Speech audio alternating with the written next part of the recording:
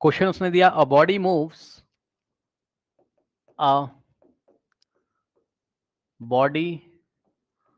Moves 6 metre south, 6 metre south, थोड़ा ध्यान देना बच्चों, 8 metre west, 8 metre west and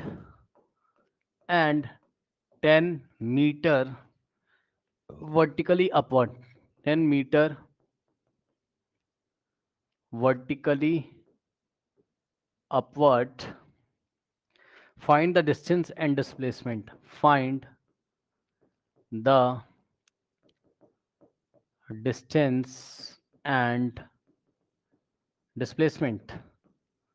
ठीक है ना? अब ये बात इसने पूछी आपसे। अब ध्यान दे बच्चों जरा, इसमें क्या चल रहा है।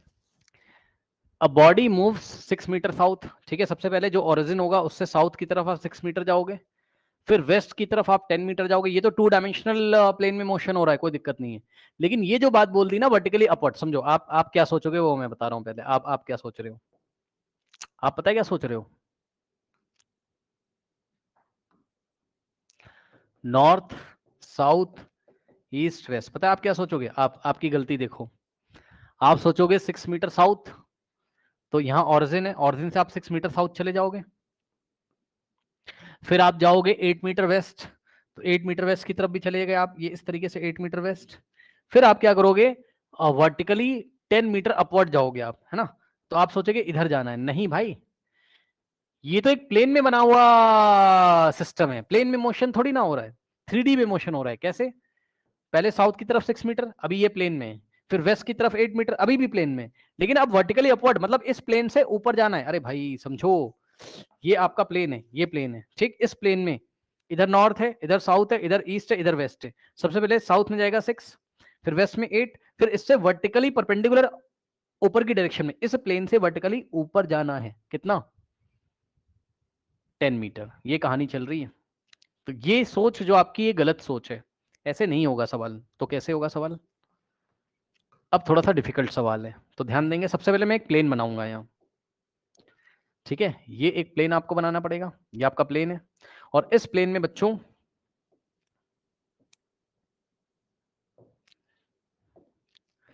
इस प्लेन में आपको लेने होंगे अपने,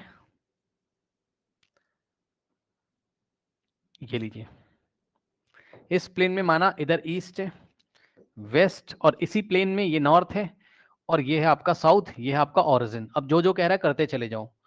ये प्लेन है बच्चों, ठीक। सबसे पहले 6 मीटर साउथ में जाइए, तो ओरिजिन से 6 मीटर साउथ में आओ, यहां पहुंच जाओगे पॉइंट ए पर। तो ओ ओ ओ ए कितना हो जाएगा? 6 मीटर। अब किधर जाना है बताइए? 8 मीटर वेस्ट की तरफ जाना है। तो एक काम करें, थोड़ा कलर चेंज कर लें। पहले ये 6 मीटर है, अब वेस्ट की तरफ ये ऐसे, ठीक। अभी भी तुम इसी प्लेन में हो,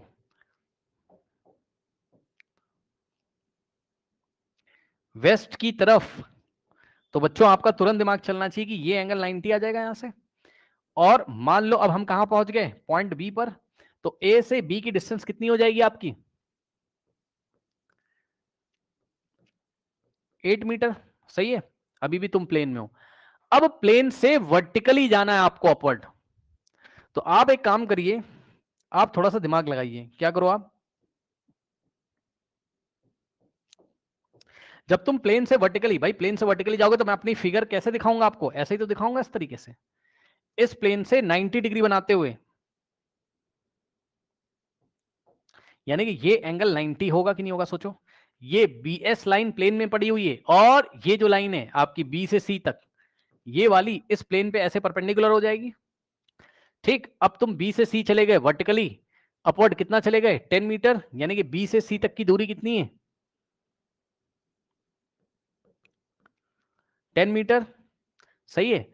अब आपको चाहिए डिस्टेंस। डिस्टेंस निकालना तो इजी है, सॉल्यूशन में डिस्टेंस निकालना तो इजी है। डिस्टेंस साफ साफ दिखाई पड़ रहा है। ओ से ये यहां आए, फिर यहां से आए, फिर यहां से यहां, यानी कि 6 + 8 + 10,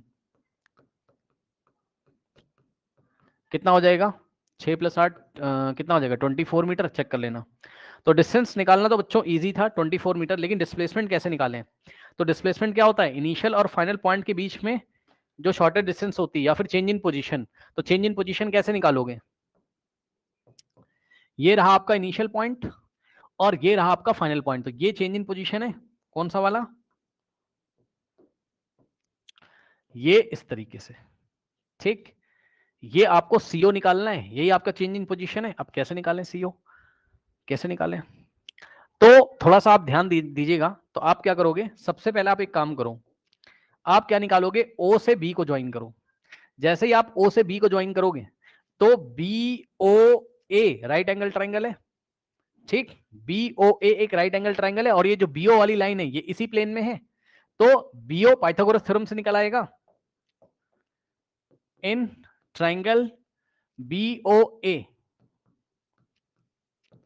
क्या हो जाएगा, B O is equals to root over भाई 90 का अपोजिट बीओ हाइपो हो जाएगा 8 का स्क्वायर प्लस 6 का स्क्वायर, यानी कि 100 आ जाएगा ना, 100 आएगा, कितना आएगा 100 10, तो बीओ कितना आ जाएगा 10, बीओ आ गया 10। अब आप खुद दिमाग लगाओ, क्या ये आप दिमाग लगा सकते हो? लगाना तो पड़ेगा। ये जो बीओ वाली लाइन है, ठीक, ये इस प्लेन में और इस प्लेन पे वर्टिकली आप ऊपर ऐसे गए हो, तो ये वाला जो एंगल है, ये वाला जो एंगल है, ये एंगल भी 90 है। अब आप ट्राइंगल सीबीओ को ले सकते हो, सो इन ट्राइंगल सीबीओ को ले सकते हो, और ट्राइंगल सीबीओ में ये जो सीओ है, सीओ का जो स्क्वायर होगा वो बीसी का स्क्वायर और प्लस ओबी का स्क्वायर के इक्वल होगा पाइथागोरस थ्योरम से। अब बीसी कितना है 10 मीटर, तो बीसी की जगह मैंने रखा 10 का स्क्वायर और प्लस ओबी मैंने अभी अभी निकाला है, ओबी कितना है 10 मीटर।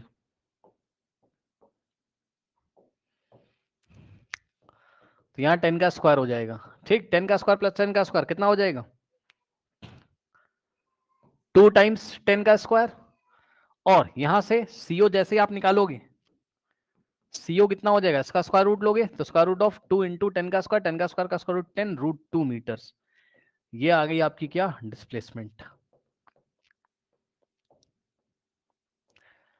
तो ये जो शब्द यहां दिया था वर्टिकली अपवर्ड वाला, एक बहुत अच्छा शब्द था, इसका हमें ध्यान रख के, पहले मोशन प्लेन में हो रहा था, फिर अचानक से वर्टिकली अपवर्ड चला गया उस प्लेन से 90 डिग्री बनाता हुआ, जिसकी वजह से डिस्प्लेसमेंट निकालना थोड़ा सा डिफिकल्ट हमारे लिए हो गया।